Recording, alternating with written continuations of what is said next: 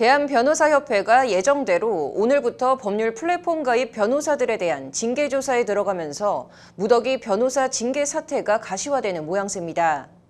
현재 서울지방변호사회에는 약 500여 명, 대한변협 법질서 위반 감독센터에는 약 1,440여 명 변호사에 대한 징계 요청 진정이 접수됐는데요. 이에 대해 로톡을 운영하는 로앤컴퍼니는 가입 변호사들을 구제하기 위해 소송도 불사하지 않겠다는 입장이어서 양측의 팽팽한 신경전은 해결의 실마리가 찾아지지 않고 있습니다.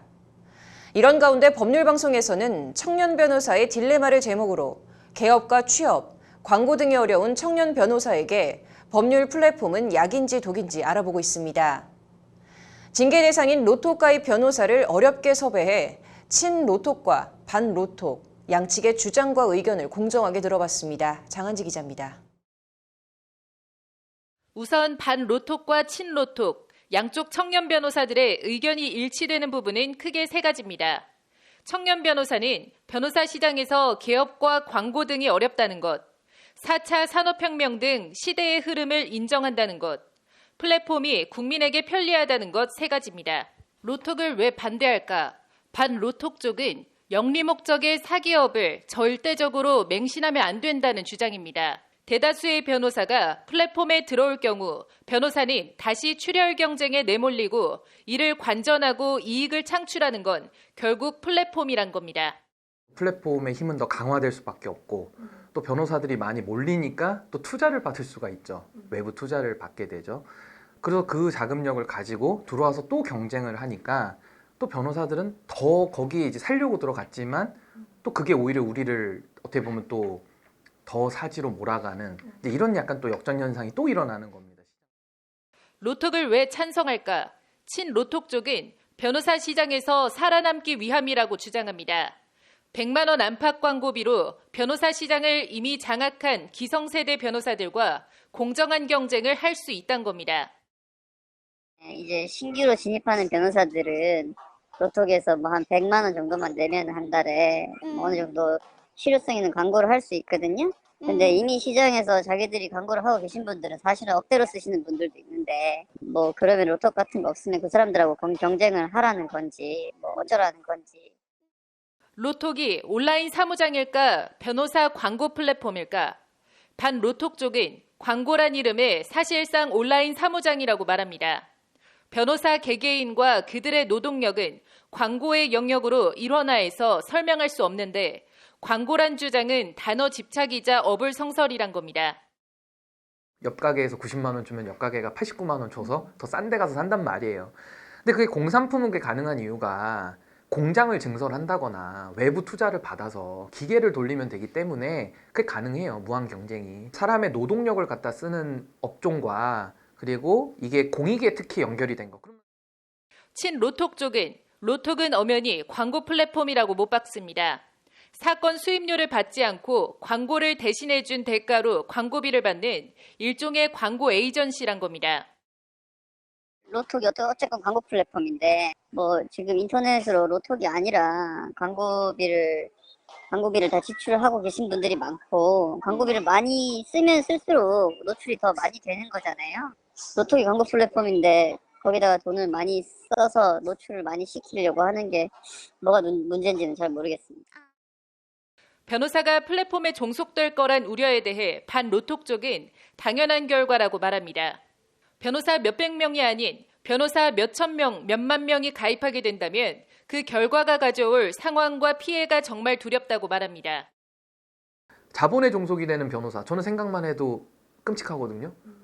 그럼 그 유전무죄, 무전유죄를 우리가 피할 수 있겠습니까, 그러면? 자본에 종속된 변호사는 상당히 두려운 겁니다, 사실은.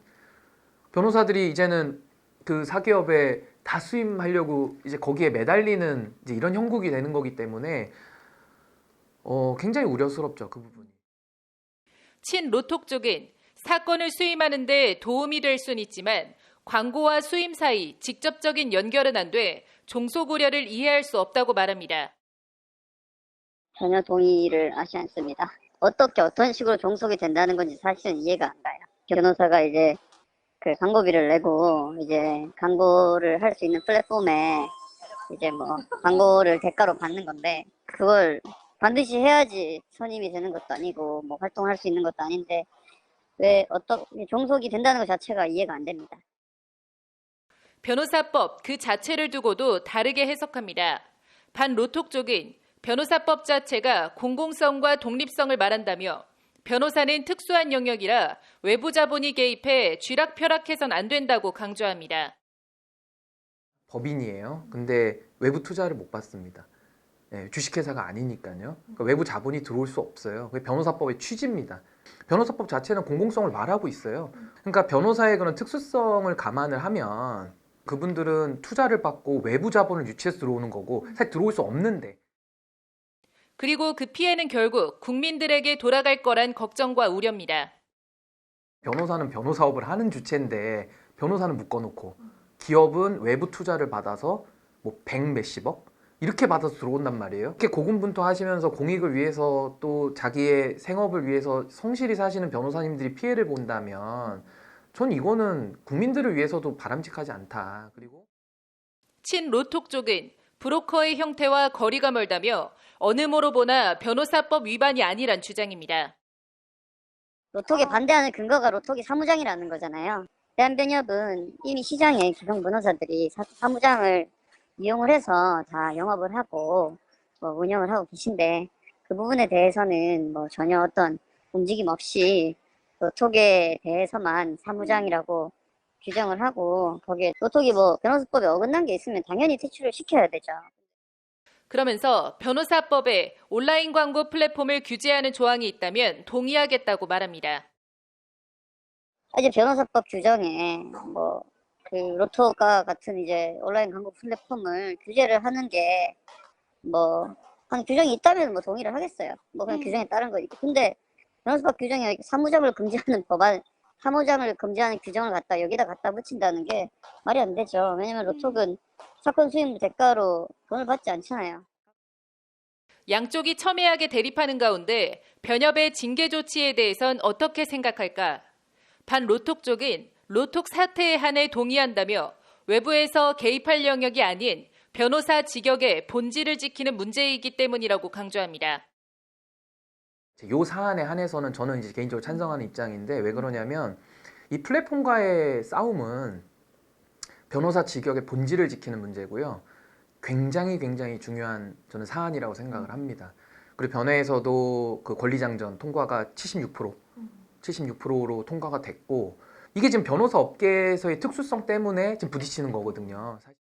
친로톡 쪽은 협회에서 무슨 근거로 징계하는지 모르겠다고 말합니다. 그 징계를 협회에서 무슨 근거로 하는지 그 의결한 절차에 전혀 동의할 수가 없어요. 사무장을 퇴출하고자 하는 목적이라면 로톡에 대해서만 사무장이라고 규정을 하고 거기에 대해서 어떤 반대 활동을 한다는 게 사실 저로서는 좀 그 진정성에 좀 의문이 듭니다. 반로톡과 친로톡 양쪽이 공통적으로 찬성한 건 협회 차원의 저렴한 공공 플랫폼 개발입니다. 장단기 플랜을 제시하는 등 선배 변호사들의 청년 변호사들을 향한 설득과 실질적인 대안 마련이 필요해 보입니다. 법률방송 장한지입니다.